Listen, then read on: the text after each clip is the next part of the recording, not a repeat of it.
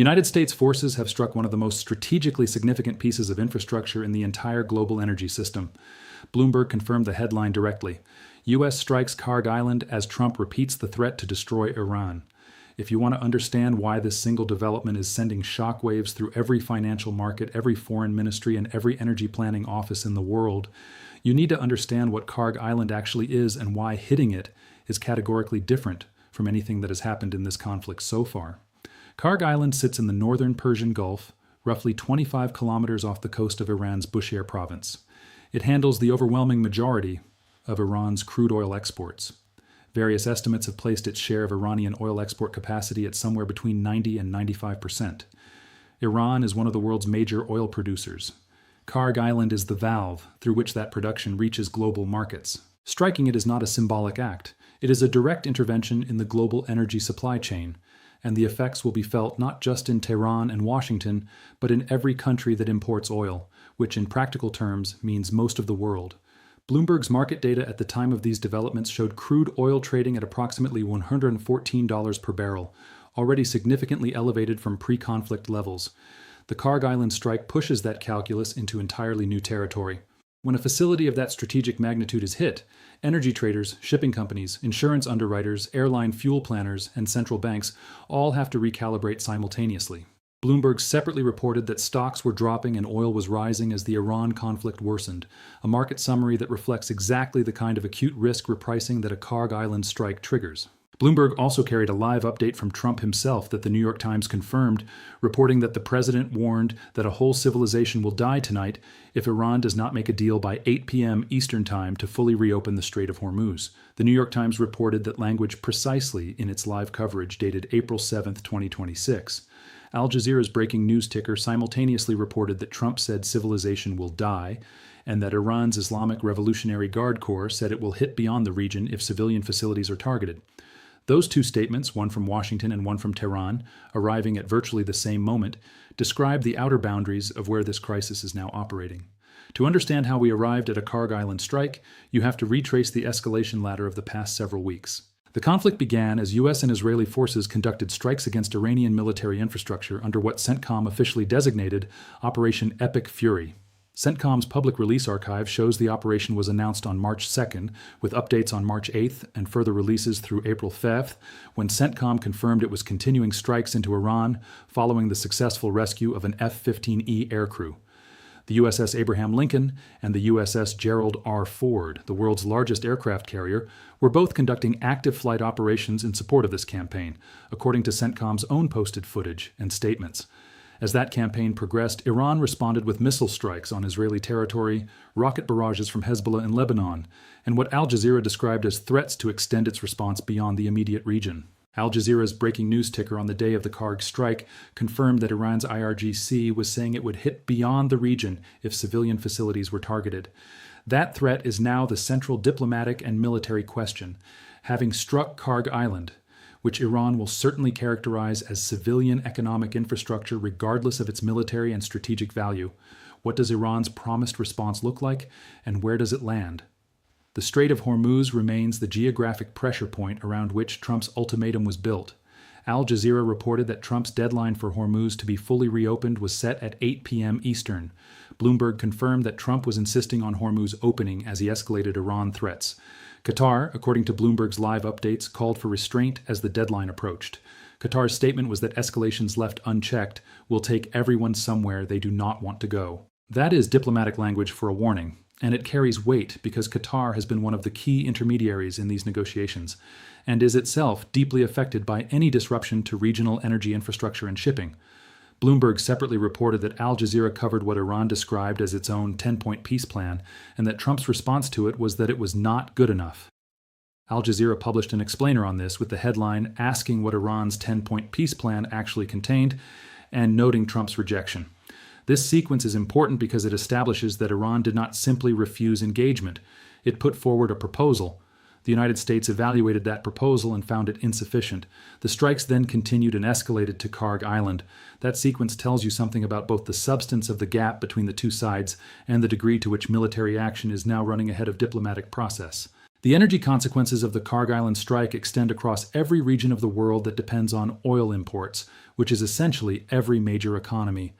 Bloomberg reported that war in Iran was driving Russian oil prices to a 13-year high.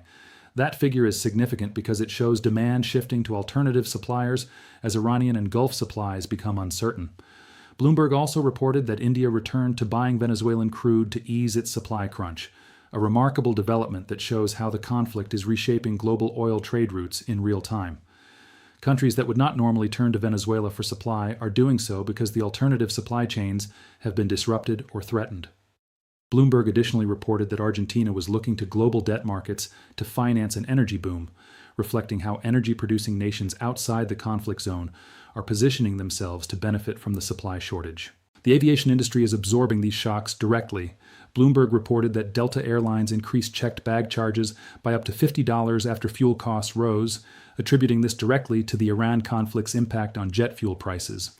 AirAsia X had previously reported fare increases of as much as 40% due to the war. Bloomberg separately reported that the Iran war is reshaping global aviation in a broader structural sense, as flight routes are being altered, insurance premiums for certain airspace are climbing, and airlines are making decisions about where they can profitably operate. These are not temporary adjustments. Rerouting aviation infrastructure and repricing fuel contracts takes time to reverse even after a conflict ends. The UK's position adds a notable diplomatic complication.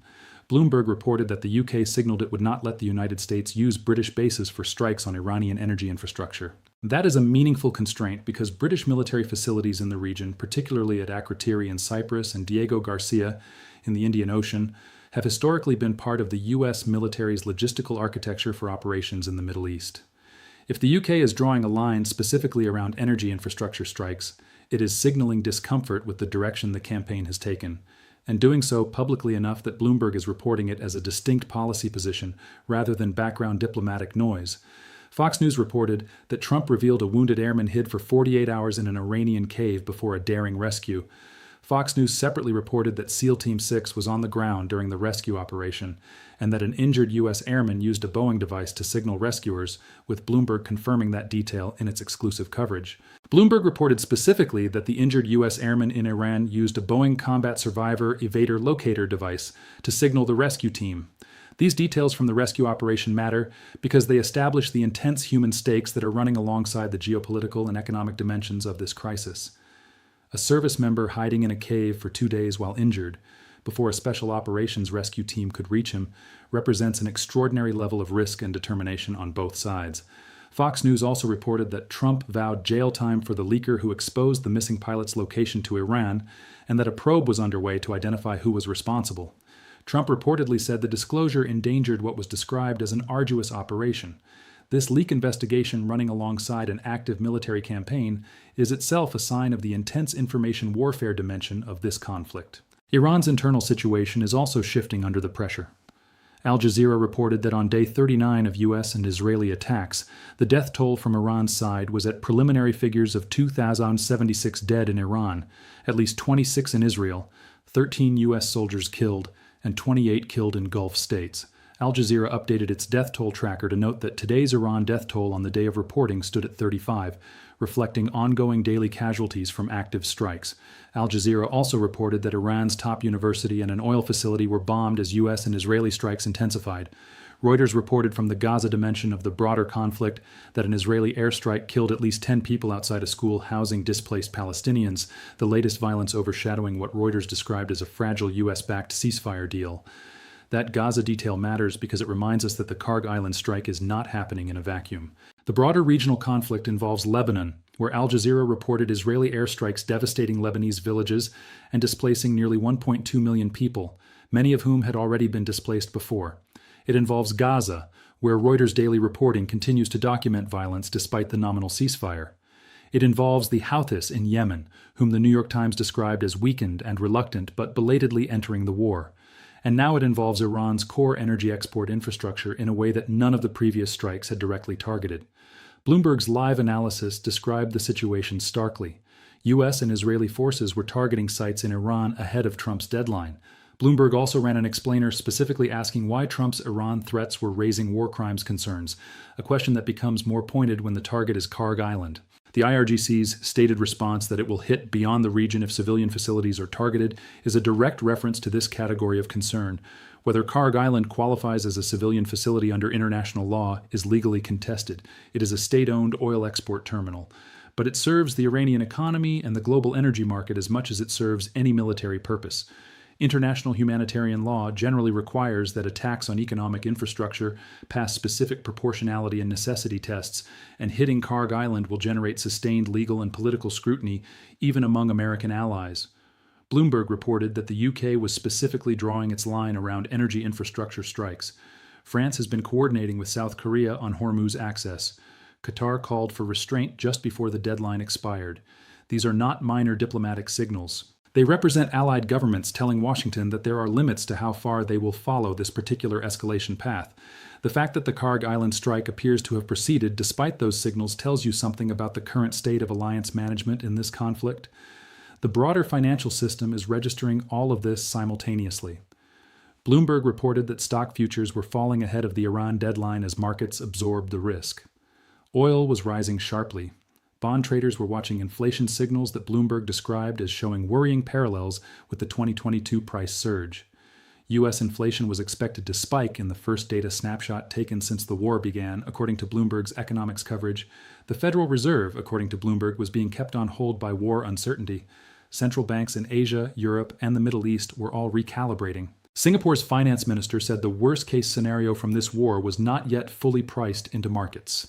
That statement, from the leader of one of the world's most sophisticated financial hubs, captures the degree of economic uncertainty that the Karg Island development has just compounded. What Al Jazeera's reporting on Iran's threatened response makes explicit is that Tehran is now signaling it may expand its own targeting beyond what it has struck so far. The IRGC's statement about hitting beyond the region if civilian facilities are attacked is the most serious escalation signal Iran has issued. The question for the next several hours and days is whether that signal produces the deterrence effect Tehran intends, pushing the United States to pause or constrain its campaign, or whether it is absorbed as one more data point in an escalation cycle that neither side has yet found a way to exit. Qatar's call for restraint, the UK's refusal to allow its bases to be used for energy infrastructure strikes, and the continued diplomatic activity from Japan, Pakistan, and other intermediaries all point to an international community that is increasingly alarmed by the trajectory of this conflict. But alarmed and capable of stopping it are two very different things. The gap between where the two primary parties stand on what an acceptable resolution looks like remains enormous, as Bloomberg, Al Jazeera, and the New York Times all confirmed through their coverage of Iran's rejected 10-point plan and Trump's dismissal of it as not good enough. Karg Island burning changes the calculus for everyone. It changes Iran's domestic political constraints, making any negotiated off-ramp harder to sell to an Iranian public watching its economic lifeline attacked. It changes the financial calculations of every country that prices oil and energy. It changes the military logic of the campaign by raising the question of what comes after energy infrastructure. It changes the diplomatic environment by triggering the specific concern that the UK and others had apparently flagged in private, and which is now confirmed as public policy. And it changes the humanitarian calculus by adding economic infrastructure damage to a crisis that already carries a confirmed preliminary death toll in the thousands. The Karg Island strike is not the end of this story. It is based on everything that Bloomberg, the New York Times, Al Jazeera, Reuters, and Fox News are reporting in real time, the beginning of a new and more consequential phase of a conflict that has already been described as the most serious U.S. military engagement in the Middle East in decades. Where it goes from here depends on decisions being made right now in capitals that the cameras cannot follow, by leaders who are managing pressures that the public record only partially reflects. What we can say with confidence, grounded entirely in verified sourcing, is that the world woke up to a Karg Island strike, and what comes next will be felt by almost everyone on Earth.